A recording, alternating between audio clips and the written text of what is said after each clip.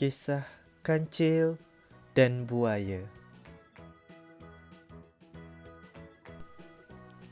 Pada zaman dahulu, sang kancil adalah merupakan binatang yang paling cerdik di dalam hutan.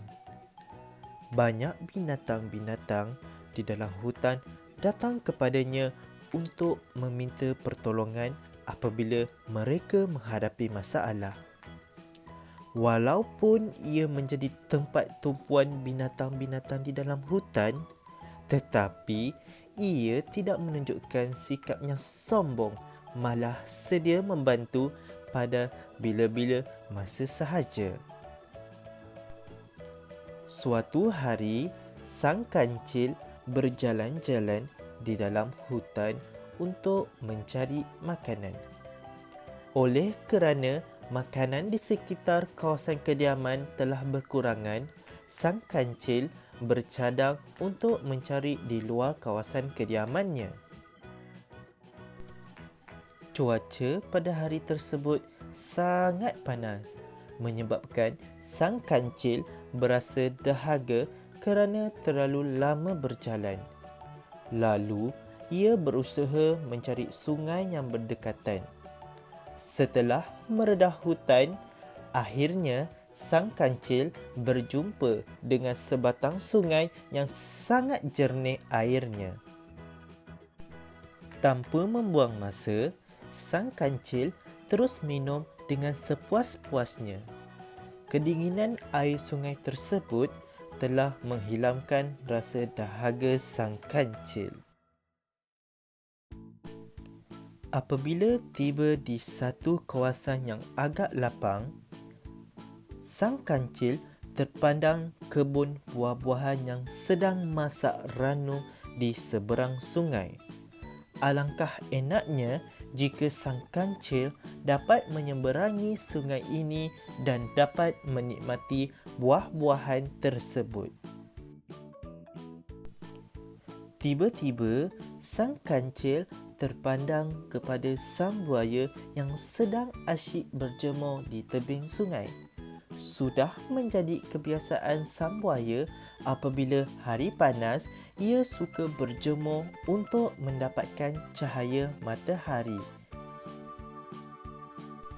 Lalu, sang kancil menceritakan kepada sang buaya mengenai kabar gembira kepada sang buaya. Sang kancil berkata, "Aku diperintahkan oleh Raja Sulaiman supaya menghitung jumlah buaya yang terdapat di dalam sungai ini kerana Raja Sulaiman ingin memberi hadiah kepada sang buaya." Oleh kerana perintah tersebut adalah datangnya daripada Raja Sulaiman, semua buaya segera beratur tanpa membantah. Sang kancil mengambil sepotong kayu yang berada di situ lalu melompat ke aras buaya yang pertama di tepi sungai dan ia mula menghitung dengan menyebut 1, 2, 3 lekuk, jantan betina aku ketuk. Sambil mengetuk kepala buaya, begitulah sehingga kancil berjaya menyeberangi sungai. Apabila sampai di tebing sana, kancil terus melompat ke atas tebing sungai sambil bersorak kegembiraan dan berkata, "Hai buaya-buaya sekalian, tahukah kamu bahawa kamu telah ditipu?" Mendengar kata-kata sang kancil, semua buaya berasa marah dan malu kerana mereka telah ditipu oleh sang kancil. Mereka bersumpah dan tidak akan melepaskan sang kancil apabila bertemu pada masa akan datang. Dan akhirnya sang kancil terus melompat kegembiraan dan terus meninggalkan buaya-buaya tersebut dan terus menghilangkan diri di dalam kebun buah-buahan untuk menikmati buah-buah yang sedang masak ranum itu. Terdapat banyak pengajaran yang boleh kita ambil daripada kisah sang kancil dan buaya. Yang pertama, kita hendaklah berfikir dahulu sebelum melakukan sesuatu. Yang kedua, kita hendaklah bijak menyelesaikan masalah. Dan pengajaran yang terakhir adalah kita janganlah mudah mempercayai kata-kata seseorang itu tanpa usul periksa.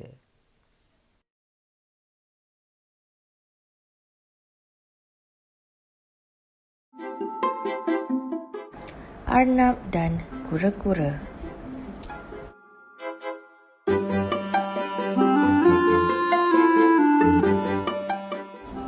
Kisah Arnab dan kura-kura adalah mengenai perlumbaan. Seperti yang diketahui, Arnab mampu bergerak pantas berbanding dengan kura-kura. Tetapi, Arnab begitu sombong dan bongkak kerana kelebihan yang dimilikinya.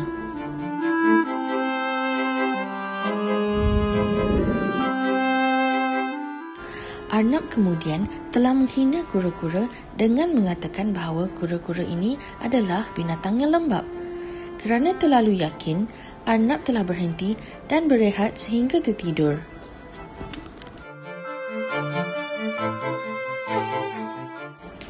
Tanpa disedari, kura-kura telah menghampiri garisan penamat. Mustahil bagi Arnab untuk mengejar dan akhirnya kura-kura telah memenangi perlumbaan tersebut.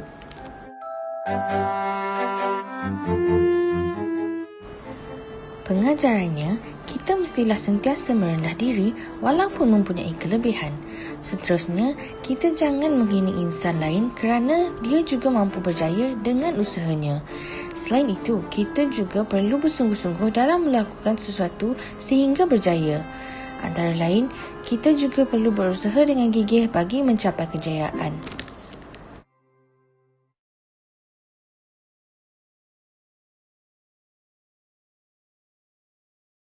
Zaman dahulu terdapat seekor burung bangau yang suka tinggal di sebuah tasik. Tasik yang indah, dipenuhi oleh tumbuhan dan air yang sangat jernih. Beberapa tahun kemudian burung bangau semakin tua. Ia tidak lagi sekuat dulu untuk menangkap ikan. Kadang-kadang ia memperoleh ikan untuk dimakan menyebabkan ia berlapar seharian. Ia berfikir di dalam hatinya seraya berkata, "Kalau beginilah keadaannya, aku akan mati kelaparan kerana tidak lagi berdaya untuk menangkap ikan. Aku mesti mencari jalan supaya aku dapat memperoleh makanan dengan mudah." Seekor katak yang kebetulan berada di situ ternampak bangau yang sangat murung dan sedih lalu bertanya, "Kenapakah aku lihat air-air ini kamu asyik termenung dan bersedih saja, wahai bangau?" Bangau menjawab, "Aku sedang memikirkan keadaan nasib kita dan semua penghuni tasik ini. Apa yang menusingkan kamu? Sedangkan kita hidup di sini sudah sekian lama, tidak menghadapi sebarang masalah," jawab katak. "Awak manalah tahu, aku sering terbang ke sana kemari dan mendengar manusia sedang berbincang tentang bencana kemarau yang akan menimpa kawasan ini dalam beberapa bulan lagi. Berita bencana kemarau telah tersebar ke seluruh tasik dengan begitu cepat dan semua penghuni tasik berkumpul di tebing sungai di mana bangau berada." Bangau berkata, "Tidak jauh dari sini ada sebuah tasik yang besar dan airnya dalam. Aku percaya tasik tersebut tidak akan kering walaupun berlaku kemarau yang panjang." Burung bangau mula mengangkut seekor demi seekor ikan daripada tasik tersebut. Tetapi ikan tersebut tidak dipindahkan ke tasik yang dikatakannya. Malahan ia membawa ikan-ikan tersebut ke suatu batu besar yang berhampiran dengan tasik dan dimakannya dengan lahap sekali, kerana ia sudah tidak makan selama beberapa hari. Setelah ikan dibawanya dimakan habis, ia terbang lagi untuk mengangkut ikan yang lain. Begitulah perbuatannya sehingga sampai kepada giliran ketam. Apabila hampir ke kawasan batu besar tersebut, ketam memandang ke bawah dan melihat tulang-tulang ikan bersepah di atas batu besar. Lihat keadaan tersebut, ketam berasa cemas dan memfikirkan dalam hatinya, "Matilah aku kali ini dimakan oleh bangau." Lalu ia memikirkan sesuatu untuk menyelamatkan dirinya daripada beratahan bangau yang rakus. "Di manakah tasik yang engkau katakan itu? Dan kenapa engkau membawa aku di sini?" Bangau pun tergelak dengan terbahak-bahak lalu berkata, "Kali ini telah tiba masanya engkau menjadi rezeki aku." Dengan perasaan marah, ketam menyepit leher bangau dengan lebih kuat lagi menyebabkan bangau sukar bernafas sambil merayu minta dilepaskan. Ketam tidak mempedulikan rayuan bangau, malah ia menyepit lebih kuat lagi sehingga leher bangau terputus dua dan bangau mati di situ juga. Setelah melihat ketam sudah kembali dengan membawa kepala bangau, mereka keheranan dan ketam menceritakan kisah yang berlaku. Semua binatang di tasik tersebut berasa gembira kerana mereka terselamat daripada menjadi makanan burung bangau yang tamak dan mentika diri sendiri.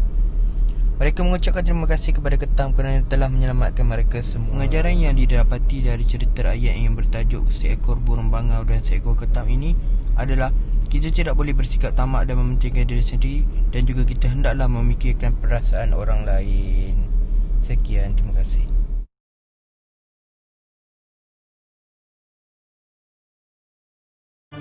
Harimau dengan bayang-bayangnya. Cerita ini mengisahkan seekor harimau yang besar dan garang dengan seekor kancil yang pintar. Pada suatu hari, sang kancil sedang mencari makanan untuk dimakannya. Tiba-tiba datang seekor harimau sedang menghampirinya dan ingin menerkam ke arah sang kancil tersebut. Sang kancil menipu si harimau tersebut bahawa dia pernah berjumpa dengan harimau yang paling menakutkan dan juga kuat daripada harimau yang menerkamnya itu. Harimau percaya dengan kata-kata sang kancil tersebut. Lalu dia mengikuti sang kancil pergi ke sebatang sungai. Harimau tiba-tiba ternampak bayang-bayangnya sendiri. Lalu dengan sombongnya dia menerkam bayang-bayangnya itu sehingga buat dirinya jatuh ke dalam sungai. Pengajaran bagi cerita ini, kita janganlah sombong dengan kekuatan diri sendiri mahupun dengan megahnya gaya kita. Selain itu, kita haruslah bijak dalam mengatasi halangan seperti sang kancil yang bijak mengatasi harimau yang kuat walaupun dirinya yang kerdil itu. Dan yang terakhir, kita janganlah mudah tertipu dengan kata-kata yang bermakna-makna seperti harimau yang mudah terkena tipuan daripada sang kancil.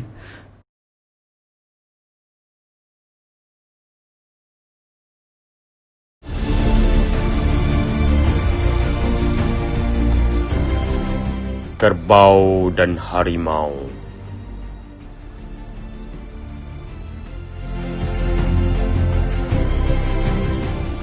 Harimau dikenali sebagai binatang yang ganas.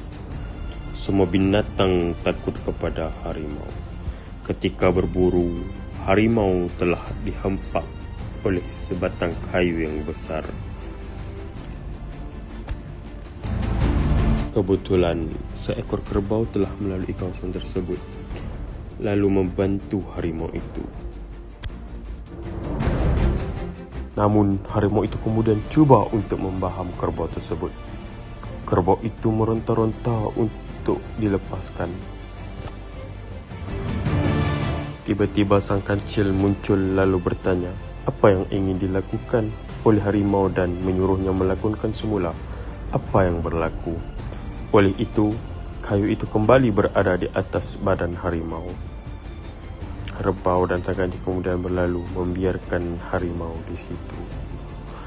Pengajarannya di sini, kita haruslah sentiasa berhati-hati dan kemudian kita mestilah mengamalkan sikap tolong-menolong.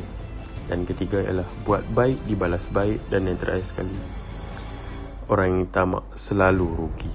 Sekian, terima kasih.